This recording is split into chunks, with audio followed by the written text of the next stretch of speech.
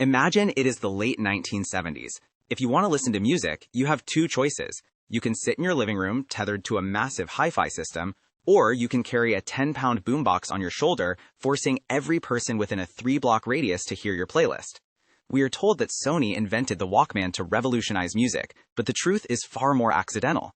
It was born from the pure frustration of a co-founder who just wanted to listen to opera on an airplane without annoying his wife.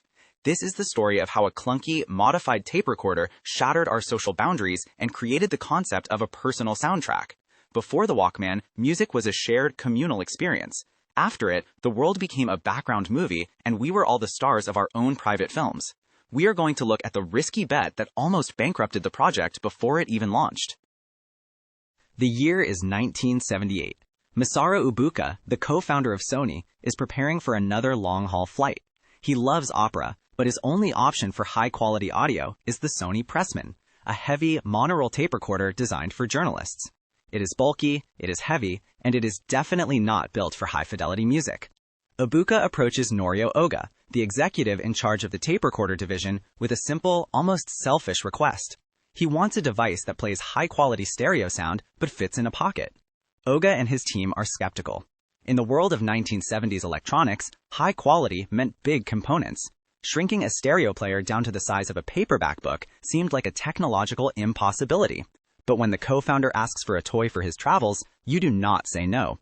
You find a way to make it happen. The engineers did not start from scratch. Instead, they performed a digital surgery on the existing Pressman. They stripped out the bulky recording mechanism and the internal speaker. This was a radical move at the time. A tape player that could not record? It felt like a car without a steering wheel. To replace the missing pieces, they crammed in a stereo amplifier and optimized the circuitry for music playback. They called it the TPS-L2. But there was a glaring problem. How would anyone hear the music without a speaker? The answer lay in another Sony failure, a set of lightweight headphones that had been sitting on a shelf because nobody knew what to do with them. When they plugged those lightweight cans into the prototype, the sound was transformative. It was the first time audio felt like it was living inside your head, rather than playing in a room. This was the birth of the miracle. While Ibuka provided the spark, it was Akio Morita, the marketing visionary, who saw the potential for a global revolution. However, when he presented the prototype to his sales team, they hated it. They told him it was a guaranteed flop. Their logic was simple. Who would buy a tape player that cannot record? It defied every rule of the market. Morita, however, was undeterred. He famously staked his entire reputation on the device, saying, quote, "If we do not sell at least 30,000 units by the end of the year, I will resign my presidency." It was a high-stakes poker move that sent shockwaves through the company. He understood something his engineers did not. People did not want a tool, they wanted a feeling. He even insisted on dual headphone jacks so that couples could listen together, because he feared the device would be seen as too antisocial. He was right about the desire, but perhaps wrong about the solitude. July 1st, 1979. The Walkman officially hits the Japanese market. Sony expects a stampede. What they get instead is a deafening silence. In the first month, they sell only 3,000 units. The critics are laughing. The headlines are calling it a toy for the elite and a blunder for Sony. The problem was that you could not explain the Walkman experience through a newspaper ad or a billboard. You had to hear it to believe it. Morita realized that traditional marketing had failed. He pivoted to a guerrilla strategy that had never been seen before. He hired young students to ride the Tokyo subways all day, wearing the Walkman and listening to music. They would offer their headphones to curious commuters, letting them experience the magic of stereo sound for the very first time. Suddenly, the "wait, let me try that" factor kicked in, and the momentum began to shift. By August, the Walkman was sold out across Japan. The craze was real. But as Sony prepared for a global launch, they hit a strange hurdle: the name. Sony's regional offices hated the name Walkman. In the United States, they wanted to call it the Soundabout. In the United Kingdom, they suggested the Stowaway. In Australia, it was going to be the Freestyle. Morita was furious at the lack of consistency. He eventually put his foot down, decreeing that the name would be Walkman everywhere. It was a brilliant branding move. The word was quirky, it was easy to remember, and it eventually became so ubiquitous that it was added to the Oxford English Dictionary in 1986. By the time it reached America in 1980, people were already paying double the price to import them from Japan. It wasn't just a gadget anymore, it was the ultimate status symbol for the urban youth.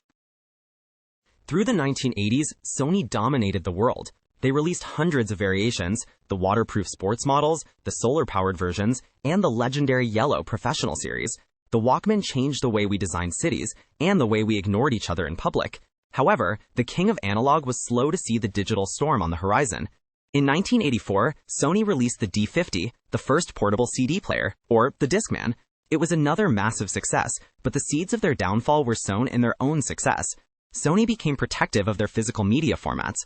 While the world was moving toward compressed MP3 files and digital sharing, Sony was trying to force users to use their proprietary mini-discs and encrypted software.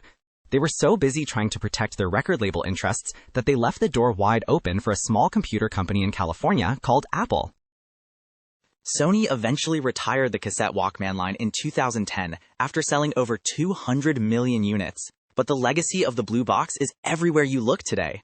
Every time you put on a pair of noise-canceling headphones to escape a crowded bus, or every time you curate a playlist on your phone for a morning run, you are walking in the footsteps of Masaru Ibuka and Akio Morita. Their invention didn't just change technology, it changed human sociology. It gave us the power to curate our own reality and to find sanctuary in the middle of chaos. The business lesson here is profound. The most successful products aren't always the ones that add new features. They are the ones that remove barriers between us and our passions. The Walkman proved that a personal experience is often more valuable than a shared one. We are no longer just listeners. We are the directors of our own sonic journey. I hope this deep dive gave you a new perspective on the strategies and the relentless mindset behind these global icons.